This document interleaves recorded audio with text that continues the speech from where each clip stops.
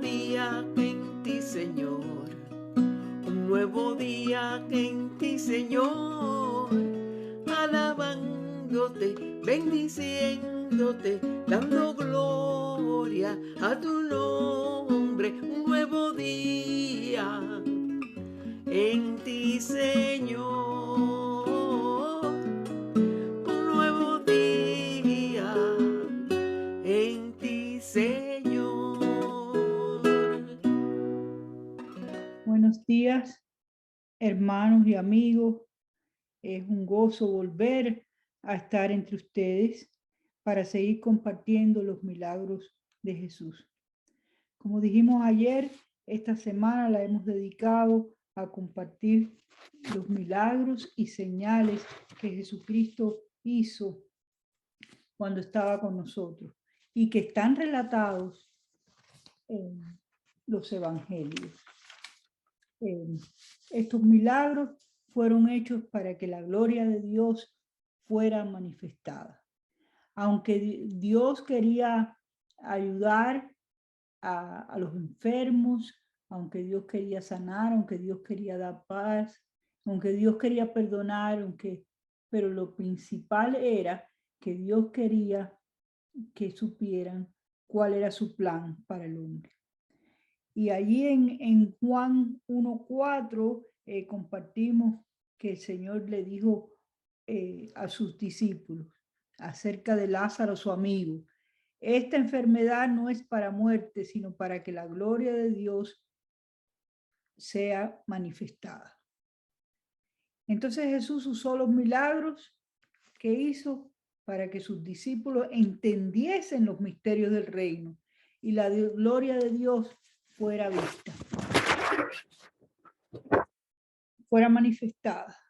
Dios quiere llevarnos de lo natural, de lo terrenal, lo terrenal, a lo espiritual, lo celestial.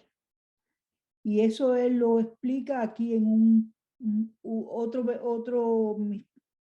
milagro que está en el capítulo 2 del Evangelio de Juan, donde había unas bodas, ¿verdad? Dice en Juan 2, empezando en el versículo 1 al 25. Dice: al tercer día se hicieron unas bodas en Canaá de Galilea, y estaba allí la madre de Jesús, y fueron también invitados a las bodas Jesús y sus discípulos. Y faltando el vino, la madre de Jesús le dijo: no tienen vino. Y faltando el vino, la madre de Jesús le dijo: no tienen vino. Jesús le dijo: ¿qué tienes conmigo, mujer? Aún no ha venido mi hora. Su madre dijo a los que le servían: haced todo lo que os dijere. Y estaban allí 6 tinajas de piedra para agua, conforme al rito de la purificación de los judíos, a cada una de las cuales le cabían 2 o 3 cántaros. Jesús le dijo: llenad las tinajas de agua. Y las llenaron hasta arriba. Entonces les dijo: sacad ahora y llevarlo al maestresala. Y se lo llevaron. Y cuando el maestresala probó el agua hecha vino, sin saber él de dónde era, aunque lo sabían los sirvientes que habían sacado el agua, llamó al esposo y le dijo: todo hombre sirve primero el buen vino, y cuando ya han bebido mucho, entonces el inferior. Mas tú has reservado el buen vino hasta ahora. Este principio de señales hizo Jesús en Caná de Galilea, y manifestó su gloria, y sus discípulos creyeron en él. Después de esto, descendieron a Capernaum, él, su madre, sus hermanos y sus discípulos, y estuvieron allí no muchos días. Del 1 al 12. Dice allí que María, Jesús y sus discípulos estaban en unas bodas, unas bodas donde el vino hacía falta, porque el vino era muestra de gozo, era muestra, en las escrituras el vino quiere decir el Espíritu Santo, en las escrituras el vino y el aceite es la unción. Pero allí hacía falta vino en lo natural, ¿ya? Y Jesús usó la oportunidad para enseñarnos. En las bodas se acabó el vino en lo natural. Y María vino a Jesús y le dijo, ¿no tienen vino? Pero Jesús sabía eso.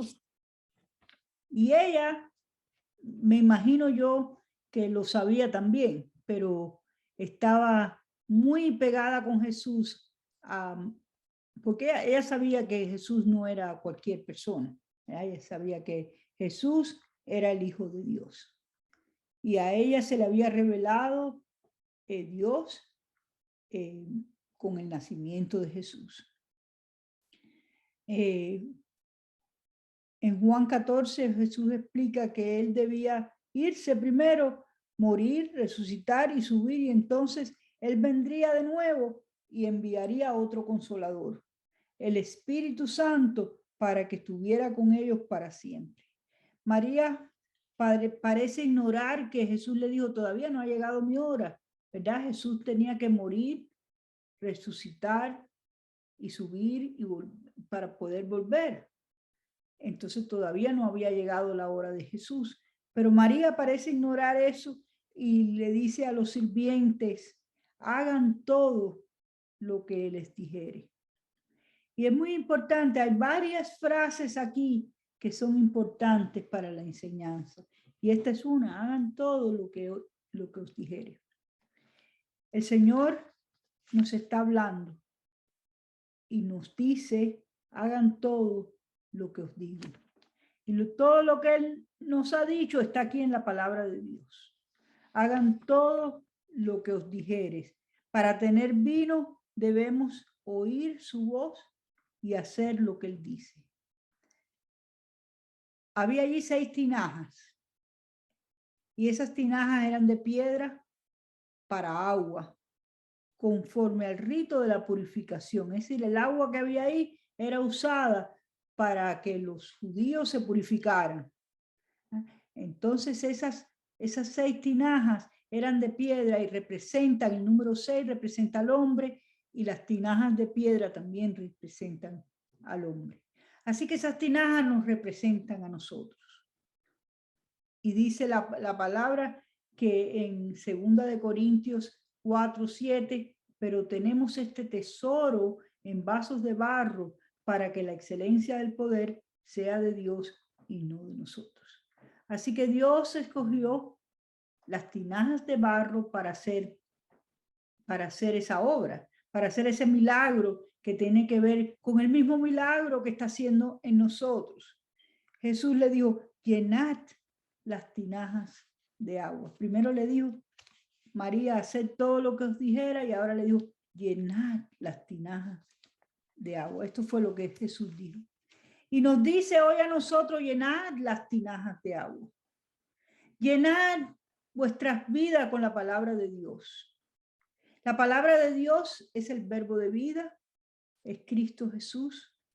Dice en Juan 15 que separado de Él nada podemos hacer, que Él es la vid verdadera y nosotros los pámpanos. Y si queremos llevar fruto, tenemos que estar injertados en Él. Así que llenar las tinajas de agua.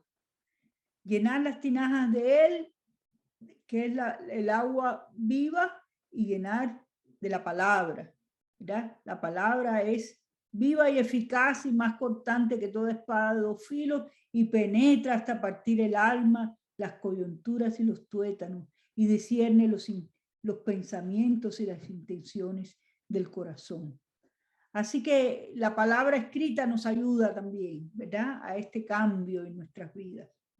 Llenar las tinajas de agua. Y entonces los sirvientes corrieron y llenaron hasta el tope las tinajas. El Señor nos dice que las llenemos hasta el tope, que se desborden, ¿ah? Que se desborden. Después le dijo, sacad ahora y llevarlo a maestresala. Y qué lindo, porque no le dijo, mira a ver si ya está funcionando, si ya se está convirtiendo en vino, Si ya está medio vino, ¿y cuánto le falta? Ya no era una cosa química que Jesús estaba haciendo. El llenar las tinajas de agua y ahora sacarlo y llevarlo al maestresala. Y cuando ellos sacaron, ya no era agua, sino era vino. ¿Cómo sucedió? No se sabe, ¿verdad? Porque los milagros son así. No, dice que el viento sopla de donde quiere y como quiere y no vemos de dónde viene. Y así mismo fue la conversión del agua en vino. No se supo cómo fue. Ahora nosotros no sabemos lo que está ocurriendo en nuestras vidas, pero llega un momento que digo, wow, ya esto que era antes, ahora se está deshaciendo. Y ahora ya no hay una tinaja vacía, ni una tinaja terrenal, pero la vasija está teniendo más y más de la unción, está teniendo más y más del Espíritu Santo y está transformándose en nosotros. El agua en vino. El agua se convirtió en vino sin que nadie se diera cuenta. Y Dios hace eso en nosotros para llenarnos de Él sin que nos demos cuenta. Solo tenemos que estar dispuestos a llevar su agua. ¿Ah? Y el que naciere de agua y del Espíritu, dijimos ayer, dijo el Señor a Nicodemo, puede entrar en el reino de Dios. Ese vino nos llena de unción, de gozo, de paz, de todos los dones del Espíritu Santo. Y cuando el maestresala probó el vino, vio que era mejor que el primero. Mejor que el primero. Lo que Dios está haciendo con nosotros es para que nosotros llevemos algo mejor que lo que teníamos. Mira, nosotros éramos pecadores, nosotros no teníamos esperanza, nosotros no teníamos paz, nosotros estábamos ciegos, pero vino el autor de la vida y nos dio de ese gozo, nos dio de esa paz, nos dio de ese amor, tal y como nosotros lo deseábamos. Dios está transformándonos de lo terrenal a lo celestial. Y está haciendo sin que nos demos cuenta, poco a poco. Cuando llenamos nuestras tinajas de agua, el agua se convierte en vino. Y lo último que está pasando es mejor que lo primero. Un ejemplo de esta transformación fue la transformación de nuestro hermano Pablo, ¿verdad? Saulo de Tarso, en el capítulo 9 de los Hechos, dice que respiraba aún amenazas. Respiraba aún amenazas. Vamos a leer en el capítulo 9 de Hechos, dice aquí, Saulo respirando aún amenazas y muerte contra los discípulos del Señor, vino al sumo sacerdote y le pidió cartas de las sinagogas de Damasco a fin de que si hallase alguno de los hombres o mujeres del camino, los trajese presos a Jerusalén. Mas yendo por el camino aconteció que al llegar cerca de Damasco, repentinamente le rodeó un resplandor de luz del cielo. Y cayendo en tierra, oyó una voz que le decía, Saulo, Saulo, ¿por qué me persigues? Él dijo, ¿quién eres, Señor? ¿Quién eres, Señor? Dura cosa. Yo soy Jesús a quien tú persigues. Dura cosa de estar coces contra el aguijón. Él temblando y temoroso dijo, Señor, ¿qué quieres que yo haga? Y el Señor le dijo, levántate y entra en la ciudad y se te dirá todo lo que has de hacer. Entonces, muy especial un encuentro con Jesucristo. Dice que Pablo respiraba aún amenazas porque él había estado en la muerte de Esteban y había permitido que apedrearan a Esteban. Él mismo no lo había apedreado, pero él había permitido. Así que él tenía celo de la religión y él quería hacer todo lo que pudiera en contra de los del camino, ¿verdad? Nosotros somos los del camino. Y qué lindo que la palabra habla de eso, los del camino como letra mayúscula. Pero él tuvo un encuentro con Jesús y iba por ahí buscando a ver a quién podía aprender, y de pronto vino una luz muy grande que lo cegó y lo tiró para el piso. Dice la palabra en Juan 1 que la vida es la luz de los hombres y que muchos no le recibieron, mas a los que le recibieron le dio potestad de ser hechos hijos de Dios. La luz es la vida de los hombres. Y esa luz vino a Pablo, a Saulo, para hacerlo ciego, lo cegó. Y entonces dice la palabra que es necesario que los que ven no vean y los que no ven vean, ¿verdad? Porque a Saulo había que cegarlo para poderle darle una nueva visión. Entonces Saulo le dice, ¿quién eres? ¿Verdad? Ya humilde porque no podía rebelarse contra esa aparición que había tenido en el camino. Y le dijo, Saulo, Saulo, lo llamó por nombre. Y a nosotros nos ha dicho por nuestro nombre, nos ha llamado, Yosi, ven acá. ¿Por qué no vienes a mí? Y él pone ahí tu nombre. Olguita. Y así sucesivamente el nombre de cada uno para llamarnos, para que dejemos ese camino y recibamos la luz. Saulo perseguía a los cristianos, pero Jesús le dijo, ¿por qué me persigues? Así que cuando somos perseguidos, no nos persiguen a nosotros, sino persiguen a Jesús. ¿Por qué me persigues? Entonces, ¿quién eres, Señor? Ahora había que conocerle. Como el ciego le dijo, yo no sé quién es. Le dijo, ¿quién es para que yo crea en él? Ayer cuando vimos el milagro del hombre que era ciego y Jesús le alcanzó y Jesús le dijo, ¿crees en el Hijo de Dios? ¿Crees en Jesús? ¿Crees en el Hijo de Dios? ¿Quién es? Y aquí Pablo le dijo, ¿quién eres, Señor? Y entonces Jesús dijo, yo soy. Él no tiene que dar explicación. Él es el yo soy. Yo soy Jesús a quien tú persigues. Y aquí y ahí en ese momento recibió la revelación de Jesucristo. Y su vida nunca más fue igual. Su vida cambió totalmente porque la luz llegó a él, porque tuvo un encuentro personal con Jesucristo. La luz cegó los ojos terrenales de Saulo porque él vino para que los que ven vean y los que no ven, para que los que no ven vean y los que ven sean cegados. Saulo lo estuvo 3 días ayunando y orando hasta que Dios mandó a Ananías para devolverle la vista.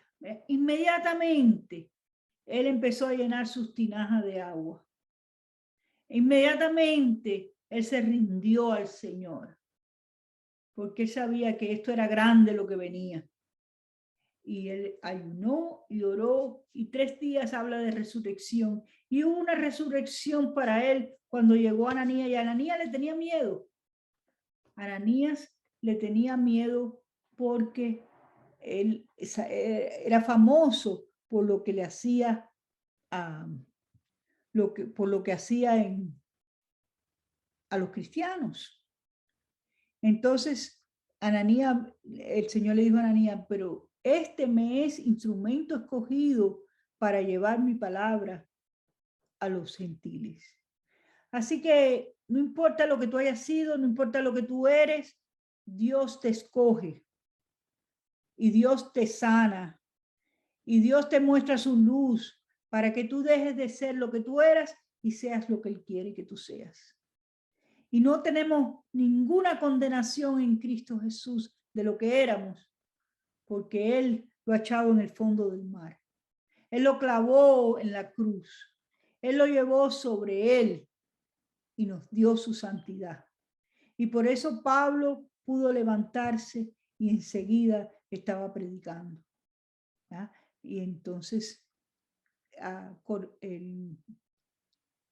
este hermano le puso los ojos, le puso las manos, le dijo, recibe la vista. Mi hermano Pablo, mi hermano Saulo, recibe la vista. ¿Ya? Lo llamó hermano en fe de la obra que Dios iba a hacer con él.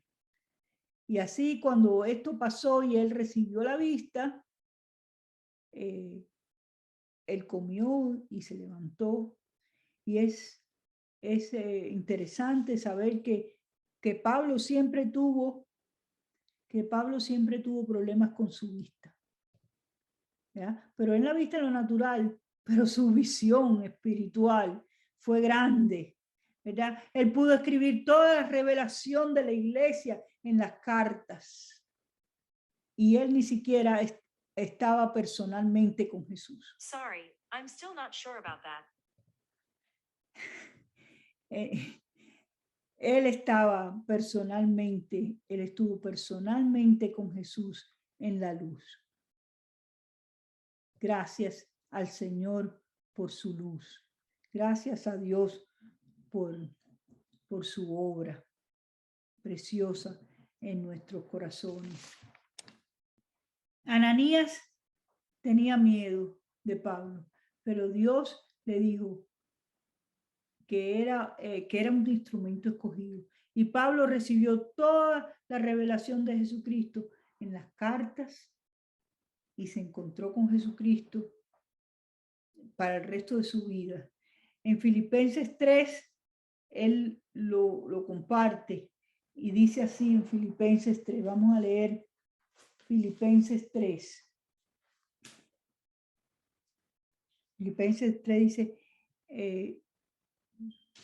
que él tenía por basura todo lo que él había hecho, todo lo celoso que él era, todo lo que él había estudiado acerca de las leyes de los judíos, lo tenía por basura para ganar a Cristo y ser hallado en él, no teniendo su propia justicia. Su justicia era de un hombre que había perseguido a la iglesia de Dios. Su justicia era de un hombre que había permitido matar a Esteban. Su justicia no era del todo buena, aunque él lo hizo por celo. Pero él no teniendo mi propia justicia, sino la justicia que es de Dios por la fe, a fin de conocerle y el poder de su resurrección y la participación de sus padecimientos, llegando a ser semejantes a él en su muerte. ¿Verdad? Si en alguna manera llegue a la resurrección de los muertos. Pero dice ahí que él todo lo tenía por basura para llegar a la meta, al premio del supremo llamamiento de Dios en Cristo Jesús. Y también en Efesios 1 dice que él ruega por la iglesia, a este hombre que recibió una revelación intensa de Jesucristo. Este hombre oraba por la iglesia, que Dios alumbrara nuestros ojos, los ojos de nuestro entendimiento, para que sepamos cuál es la esperanza al que Él nos ha llamado y cuáles sus riquezas en gloria. Así que si tú nunca le has visto, Jesús te invita hoy a recibirle. Y si ya tú le has visto, pero estás en la carrera, ¿verdad? corriendo con paciencia la carrera que tenemos por delante, con los ojos puestos en Jesús, el autor y consumador de la fe. Si tú estás ahí, Él quiere llevarte a la meta del supremo llamamiento. La meta del supremo llamamiento es que Cristo sea la plenitud en tu vida. Que Cristo sea el todo en todo. Que tú puedas ver su gloria. Que tú puedas alcanzar todo lo que Él preparó para ti desde el principio. Muchas gracias. Que Dios les bendiga. Amén. Al amanecer tu gloria resplandece, del oriente se levanta tu amor, tu misericordia se esparce sobre la tierra, se levanta el nuevo día, el cantor. Al amanecer tu gloria resplandece, del oriente se levanta tu amor, tu misericordia se esparce sobre la tierra, se levanta el nuevo día, el cantor. Dulce es la alabanza en Sión, levanto mi voz al Señor. Estalla alabanzas en los cielos y en la tierra la palabra de Dios. Dulce es la alabanza en Sión, levanto mi voz al Señor. Estalla alabanzas en los cielos y en la tierra la palabra de Dios.